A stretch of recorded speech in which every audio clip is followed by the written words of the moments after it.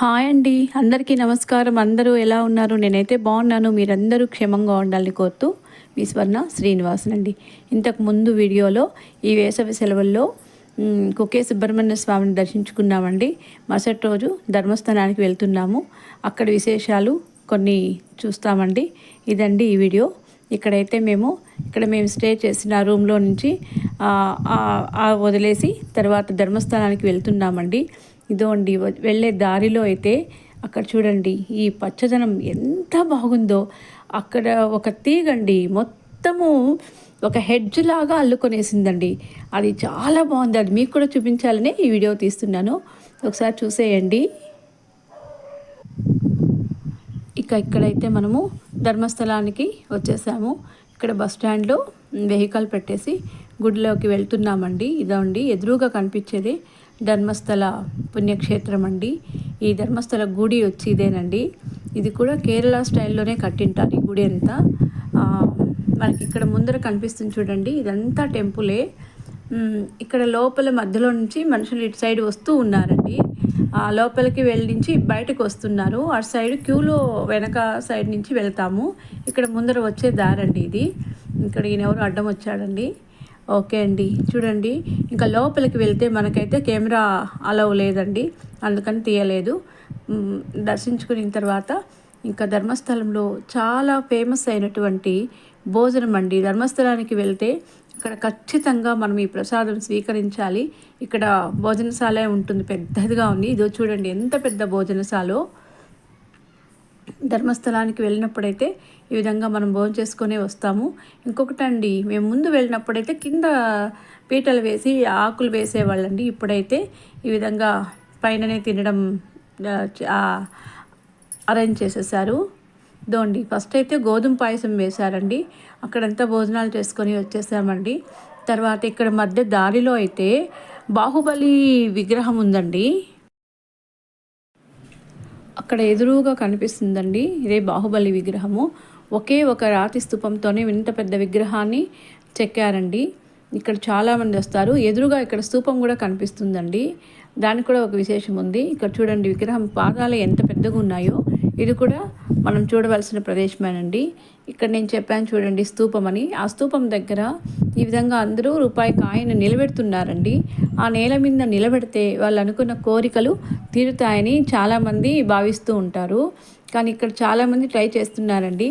నేను కూడా ట్రై చేశాను, కానీ నా వల్ల కాలేదండి. అప్పుడు చాలా ఎండగా ఉండింది, అక్కడ ఉండలేకుండా పోయాను. మా వాళ్ళంతా అంతలోనే మా అల్లుడు గారు వచ్చి నేను నిలబెడతాను ఇవ్వండి ఇంతని తనైతే ట్రై చేశాడండి. ఈ విధంగా చూడండి చివరికైతే తను నిలబెట్టగలిగాడండి. అంటే తను అనుకున్న కోరిక నెరవేరుతుందని, అనుకున్న కోరిక నెరవేరాలనే అనుకుందాం అందరూ. ఇదో అండి ఎంత బాగా నిలబడిపోయిందో. ఈ విధంగా చాలామంది కూడా ట్రై చేస్తూ ఉన్నారండి. చాలామంది ఒక్కొక్క కాయన అయితే నిలబడుతూ ఉంది. ఇదైతే చాలా హ్యాపీ అనిపించింది. ఇలాంటిది కూడా ఉంటాయి అనుకున్నాను ఫస్ట్ టైం అయితే నేను చూసి. ఇదండి ఇక్కడ విశేషము. బాహుబలి విగ్రహం కూడా చూడవలసిందే. తర్వాత ఇంకా కొద్ది దూరానికి వెళ్తే కనుక అక్కడ ఒక పెద్ద దేవాలయము, అంటే ఈ మధ్యలో కట్టింది. ఈ మధ్యలో అంటే ఇక్కడ పురాతనం కాదండి, ఇది మళ్ళీ క్రియేట్ చేసింది. అది చాలా పెద్ద గుడి, చాలా బాగుందండి ఈ గుడి. ఈ గుడిని అయితే శ్రీరామ మహాక్షేత్ర స్థల్ అని పిలుస్తారండి అని రాశారు అక్కడ పేరు. అంటే శ్రీరాముడు ఎప్పుడైనా ఇక్కడికి వచ్చి ఉండొచ్చునో ఏమో తెలియదు, కానీ ఆ విధంగా పెట్టారండి. అక్కడ ఎవరు చెప్పేవాళ్ళు గైడెన్స్ ఎవరు లేరు. మేము ఆ పేరుని చూసి అలా అనుకున్నాము. గుడి అయితే చాలా బాగుందండి, చాలా పెద్ద గుడి. ఇదా గుడి ఎంట్రన్స్ అండి. ఇక్కడ ఈ విధంగా పైకి లోపలికి వెళ్ళాము. లోపలైతే చూడండి చాలా అందంగా ఉంది, చాలా బాగా కట్టారు, చూడవలసిందేనండి నిజంగానే. పైన అయితే రాముడు సీతాదేవి ఆ విధంగా ఉంది. తర్వాత కింద శివపార్వతుల విగ్రహాలు ఉన్నాయి. ఇంకా దానిపైన మళ్ళా ఎక్కామండి. అక్కడ చుట్టూరు అయితే ఒక సైడ్ అయితే పాలరాతి విగ్రహాలు, అమ్మవారి రకరకాల అవతారాలు ఉన్నాయండి. ఒకవైపు అయితే నవగ్రహాలు పాలరాతి విగ్రహాలే ఉన్నాయి. కానీ అది వీడియోలో నేను నిలువుగా తీయకుండా పోయిన వాళ్ళు సరిగ్గా కనిపించలేదు. నేను ఆల్రెడీ షార్ట్లో పెట్టానండి, చూడొచ్చు. చాలా బాగుంటాయండి. పాలరాతి విగ్రహాలు మాత్రం చాలా అందంగా ఉన్నాయి. ఇదండి గుడి ఎంత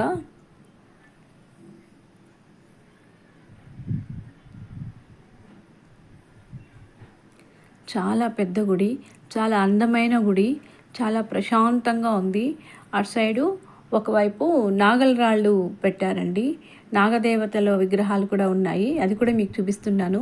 ఎందుకంటే చూడని వాళ్ళు నేను చూపించేది వీడియో అన్నా కనీసం చూసి అవి చూస్తారని నేను ఆశిస్తున్నాను. ఎందుకంటే నేను చూసిన వాటిని కూడా మీకు కూడా చూపించాలని ఒక తాపత్రయం అండి. ఈ గుడి బయట అయితే ఇంత బాగుంది చూడండి, ఒకసారి చూసేయండి, చాలా బాగుంది.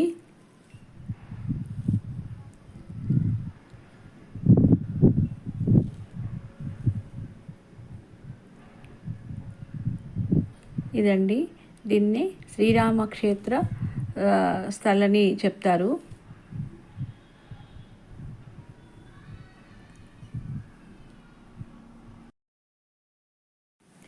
ఇదంతా గుడి ఆవరణంలోనే ఉందండి.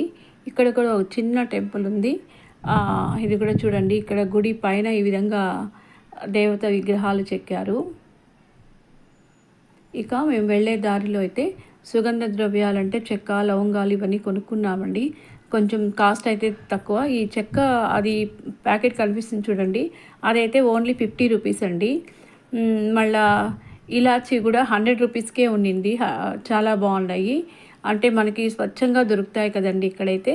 ఇవన్నీ చాలా తక్కువ ఒక్కొక్కటి 50 రూపీస్ అని కొనుక్కున్నామండి.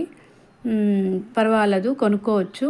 ఎందుకంటే మనం ఇంటి దగ్గర అయితే ఇలా ఎక్కువ కొనలేము, అంత చీప్గా కూడా కొనలేమండి. ఖచ్చితంగా ధర్మస్థలము చూడవలసిన ప్రదేశం అండి. కనీసం ఒక్కసారైనా ధర్మస్థలాన్ని అందరూ సందర్శించండి. అక్కడ వాతావరణం అక్కడ చాలా బాగుంది. అది నేను మళ్ళా చెప్తూ ఉన్నానండి.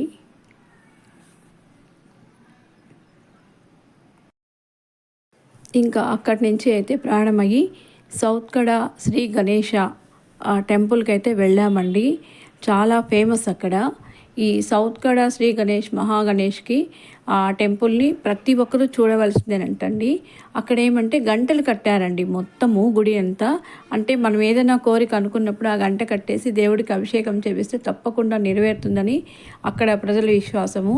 ఇక్కడ సౌత్ గడ అంటే ఇక్కడ ఈ దోసకాయ ఉంది చూడండి, అక్కడ గణేష్ విగ్రహం కనిపించింది అనేసి అక్కడే ఆయన్ని ప్రతిష్ఠ చేశారు. అందుకనే ఆయనకి నైవేద్యం కూడా సౌత్ అంటే ఈ దోసకాయనే ఆయనకి నైవేద్యంగా పెడతారండి. ఇక్కడ ఇంకొక విశేషం ఉందండి. ఏమంటే ఇక్కడ దీపం ఉందండి. ఆ దీపము గాలి వాన ఏది వచ్చినా కూడా ఎప్పుడు వెలుగుతూ ఉంటుందని కూడా చెప్తారు. చాలా చూడవలసిన గుడి అండి. నిజంగా వినాయకుడు కూడా చాలా సత్యవంతుడంట, అనుకునేది జరుగుతుందని చాలా ప్రజల నమ్మకము. ఒకసారి చూసేసేయండి ఆయన్ని.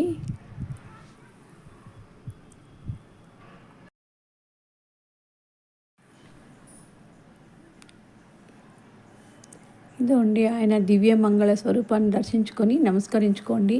ఇక్కడ గంటలు కూడా చాలా ఫేమస్. చాలామంది చూడండి గంటలు కొట్టి, గంటలు ఇలా కదిలిస్తే కూడా మనం అనుకునే కోరిక నెరవేరుతుందని కూడా చెప్తారు. ఈ మహా గణేష్ని ఒక్కసారి దర్శించుకొని నమస్కరించుకోండి.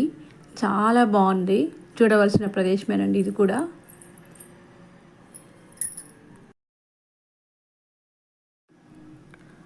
ఇక్కడ చూడండి, దీపం కూడా దగ్గరగా చూపిస్తున్నాను. ఈ దీపం అయితే ఎప్పుడు అఖండం వెలుగుతూ ఉంటుందంట. వాన గాలి వచ్చినా కూడా ఈ కొండెక్కదంటండి ఈ దీపము. ఇది కూడా ఇక్కడ విశేషత. అనుకున్నవి ఖచ్చితంగా దొరుకుతాయని చెప్పుకుంటూ ఉంటారు.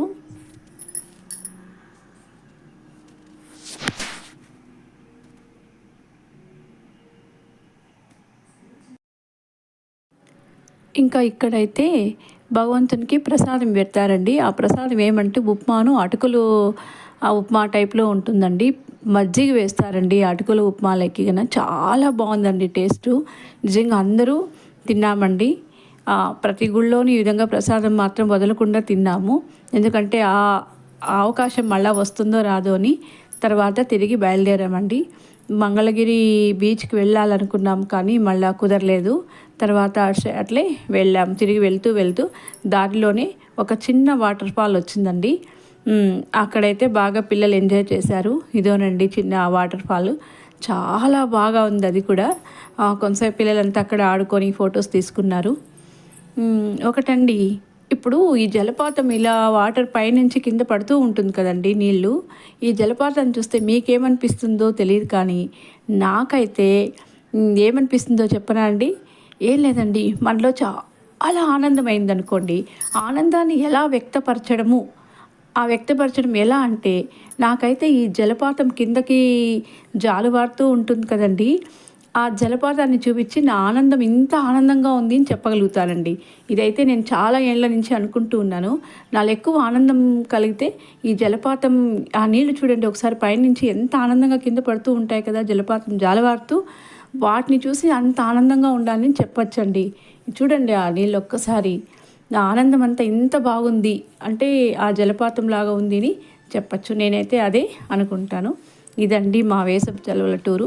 ఎలా ఉంది? నచ్చితే సబ్స్క్రైబ్ చేయండి, షేర్ చేయండి, కామెంట్స్ పెట్టండి. ఉంటానండి. బాయ్ అండి.